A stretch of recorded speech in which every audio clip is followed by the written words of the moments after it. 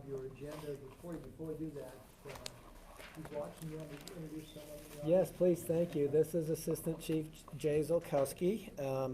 He's over planning and administration and professional development. And Chief Zolkowski has for many years been liaison to Taylorsville, and he withdrew from that assignment because the liaison program is also in his portfolio. So now he has been spending his time going to all of our members' meetings and just kind of making the rounds. You're welcome. Thank you very much. Appreciate the opportunity being here and speaking around and saying hi. Saw him the other night too. We were invited to a meet and greet where we were able to meet all the applicants for Chief Watson's position. Yeah. And selection was made a couple days after. Do you want to announce now who that selection is? Oh, I would be delighted. So we realize this premise that doesn't mean automatically it's right. It is on holding package, but at the same time, we had 5 great applicants, and the mayor, as he said, attended Thursday evening at a meet and greet, and our chief, Chief Peterson, brought in some fire chiefs from other agencies, one in the Salt Lake Valley, one from Ogden area, and then 2 from out of state, one from Colorado and one from Tualatin in Washington. And I attended Friday and watched the presentations that each 5 did, and it was an absolute pleasure. And then we did a debrief afterwards, and while the presentations were going on one at a time, they were being interviewed by the Chiefs panel. And happy to tell you that the Chief has selected Riley Pilgrim, and he is just a wonderful man, has a great family. He had wildland experience before he came to UFA in Utah County, and then he just kind of came up through the ranks as a specialist and a captain, was promoted to battalion chief. He ran our wildland program for a while, including the contract that was with Camp Williams down at gun range to make sure those fires don't come over this side of the hill anymore. Phenomenal, diligent worker, has a master's degree, and he's a good human being, and I just couldn't be more thrilled that he's taking the position. I had a conversation with Chief Peterson after he was really close to making his decision, and he was very generous and gave me a phone call over the weekend, and he included the assistant chiefs in the discussion. And it's like I told him, it's not that I'm going to quit caring right after I retire, and I feel very much at peace and excited for him. He's gonna do great things. Well, I applaud the selection. I also talked with Chief Peterson over the weekend, and he graciously allowed us to be involved. And I think Riley, like many of the candidates, but especially Riley, goes above because of his communication skills and his obvious leadership skills. And just it's really impressed with. And I asked him some very specific questions with all the candidates. And one question that I referred to was potential growth of already started with the gravel pit, and eventually having Station 116 actually expand that to the 4th person and include that, and we talked some of that, and he got it. Yeah. And along with the other things. I will also add that he was in California when Mapper Chat was fatally injured, and the way he carried himself while he was in California, he stayed to help with the investigation, and after he got home, both just showed me a whole nother side of him that I did not know about, and he's just a good man. Okay. Anyway, Thank you. thank you. We'll refer back to the agenda, and the first item is we have our Park Trail and Space Committee report, and we have our chairperson, Melissa's here, along with, of course, our own Councilmember Christine, who is our liaison. Come on up. Want me to come right here? Yeah. Or you can take my seat if you want. I could not fill those shoes. Thanks for having me. So the Parks, Trails, and Open Space Committee has been meeting for just over a year now within the city that would highlight historic and cultural and recreation opportunities within the city. And she's been working with Tim to come up with a budget, Tim Berry to come up with a budget for that, and hopefully we'll be approaching businesses in the area to place those brochures and racks around the city. Mike Menson is the newest member of our committee, and he hit the ground running and brought an idea that he's pursuing with Ann Etchell, the city's events coordinator, to conduct a series of nature-based events at various parks around the city next summer, hopefully one each month in June, July, August, and September. And then Jen Shaw, who's our committee's vice chair, she's been working with Mike Johnson in particular over refining the city's riparian ordinance. Her passion is waterway protection and preservation. And as a whole, we're working on coming up with a list of parks, trails, open space improvement ideas to submit to the city for consideration to be funded by the Utah Outdoor Recreation Grant or TRAC funding. And so we're hoping to have a list of those by early next year. And then we also serve as a first contact sounding board for any kind of entities or organizations that want to work with the city in regard to parks, trails, and open space. Our committee also operates 3 subcommittees that have kind of formed from the beginning, and they are focused on longer term projects, which include the Bonneville Shoreline Trail, Crestwood Park, and a dog park. Some of the activities that the Bonneville Shoreline Trail subcommittee has been working on, and this is headed up by Greg Hilbig. He is the trails manager for Draper, and he brings a lot of expertise to the table, and we're really lucky to have him. We participated in site visits and meetings with Blue Line, the consulting firm that the city hired to determine an access point for the Bonneville Shoreline Trail east of the city between Ferguson Canyon and Little Cottonwood Canyon. We're strategizing with staff and other stakeholders about how to best work with property owners east and along the private property line that kind of goes, or I guess the Bonneville Shoreline Trail proposed alignment goes within along the east side of the city. And then we've also participated in trail building on the under construction portion of the Bonneville Shoreline Trail running between Big Cottonwood Canyon and Ferguson Canyon. And then the Crestwood Park Subcommittee is headed up by Erin Davis, who's here tonight. And she's been working extensively with County Parks and Recreation staff to kind of figure out how Crestwood Park operates and get some short-term improvements there.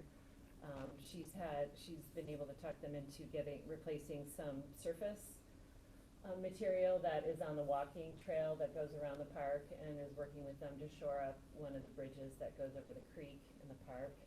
And I think we're in a really good position there with the relationship she's built with park staff at the county level so whenever they are ready to invest more significant time and money in Crestwood Park, we'll be in a position to influence those proceedings. Also, and then finally the Dog Park Subcommittee, which is headed up by Roger Kerr, who's here today. Early on, after the Parks, Trail, and Open Space Committee was formed, the mayor and Councilmember Michael and Roger and I met with a group of citizens. 18 showed up to talk about getting a dog park established in Cottonwood Heights. And so that became a top priority of the committee from that time forward. And some of the process that we have gone through from the beginning of our committee up to this point is meeting with county park staff to become familiar with the county's dog park master plan and their current operations. We've worked with Andrew Holka, who's on the staff, on the survey that he compiled to come up with suitable locations within the city. We brought the idea of an off-leash area to Bark in the Park, the annual kind of dog focused event at Mount View Park, and by all accounts that was a big success. We've discussed at length at several meetings the pros and cons and kind of broad brush costs of different locations for a dog park around the city. And then at our meeting last month, we had a vote on recommending a venue for a dog park, which brings me to action items that we'd like the council and the city staff to consider.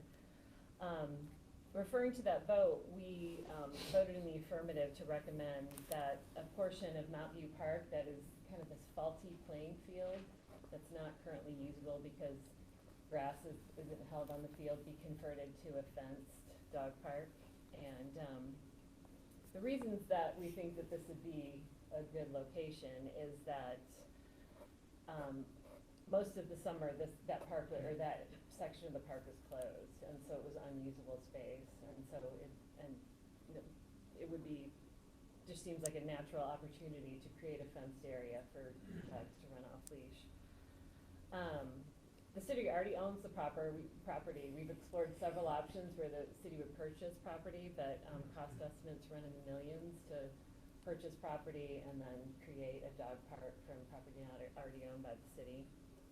Parking already exists at Mount View Park, and Mount View is centrally located within the city. This field that we're talking about is buffeted on all sides by the open space of the park and a parking area. So it won't provide any direct impingement on homeowners that surround that park. And then, finally, one of the reasons that the Parks, Trails, and Open Space Committee was formed was to identify and take advantage of opportunities that arise in this realm in the city. And, we think that Mount View is the best and most immediate opportunity to provide this amenity to city residents that has been asked for even long before Cottonwood Heights became a city.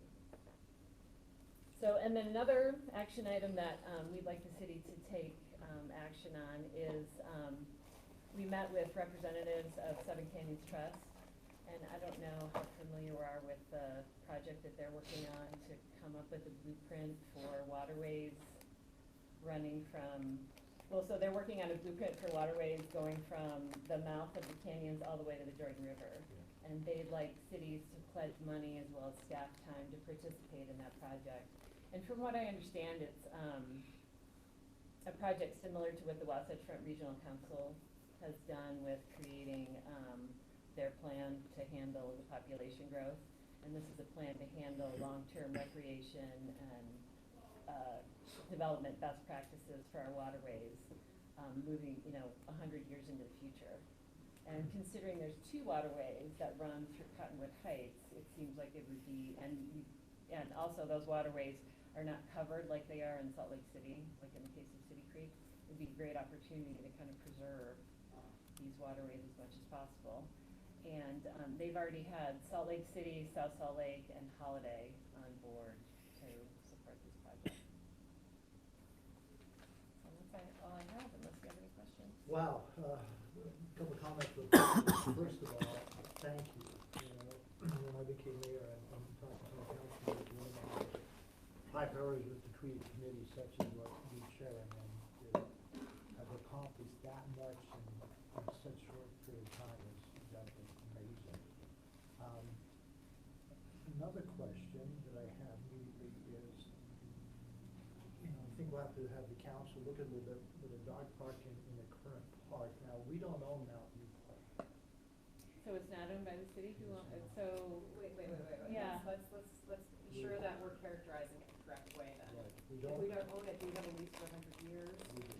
Okay, we have a lease for 100 years. Okay. Right, so I just want to make sure that we know that. And Okay. one of the first things we want to do is look at that lease and see if it has any parameters as to what we are authorized to do there and stuff like that, because it was created based upon a representation of what it is. I don't know, but yeah, that's just one thing that we have to look at.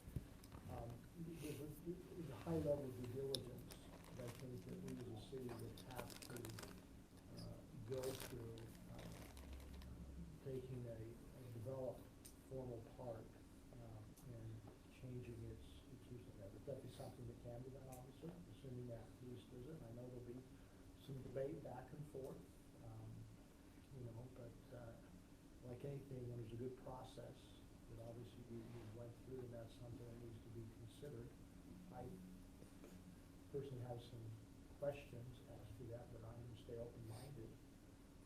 When we have other informal parks that have no formal activities in them, that Where are those parks that you're referring to? we have 2 other parks that are classified as informal parks, which means we don't do any reservation or no formal activity or schedule on those, which one. Without your leash on your dog? No, I'm talking about. Just the park where Well, you can bring the family in and park have a picnic? classification system that the county uses and formal parks and informal parks. Formal parks is where you have scheduled, structured activities, like soccer and lacrosse and baseball and all those types of things. You have informal parks that don't allow scheduled activities, okay? In our city, a couple that are considered informal do not allow any scheduled activities on the open space. One is Mill Hollow Park, and the other one is Golden Hills Park. Well, we